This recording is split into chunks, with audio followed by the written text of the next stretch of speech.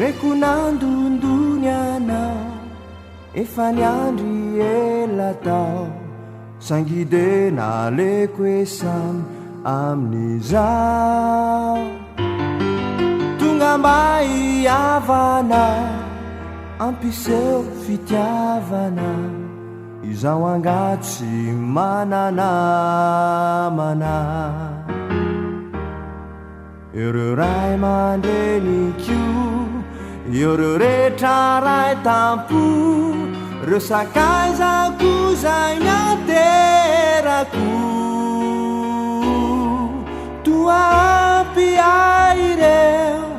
ampitsy ampitoreo sao ianao ndraino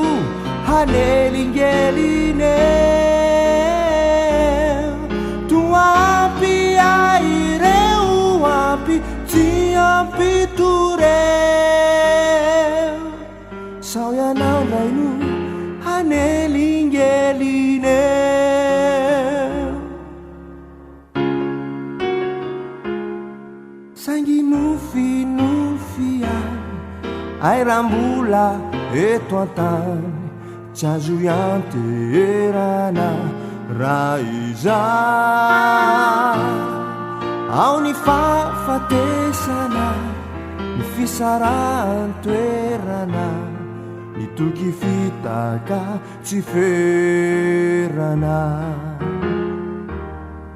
de vo tena tsapako nanenenako ampo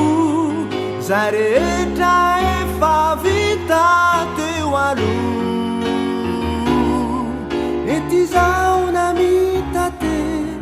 to mahantra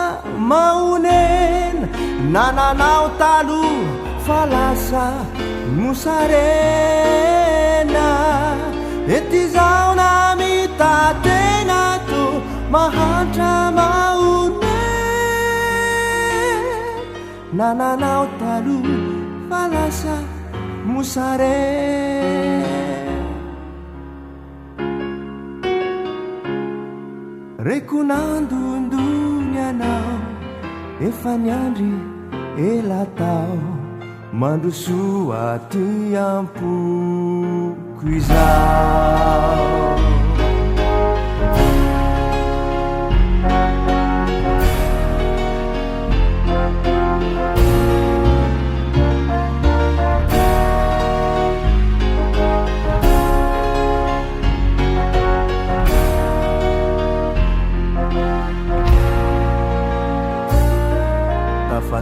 toetreto aminao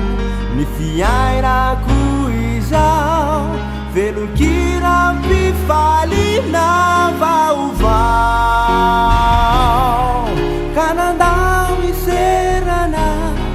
ireo sakaiza sy havana ianao Jeso no fanaperana nahandao iserana sakaiza sy havana ianao Jeso no fanaperana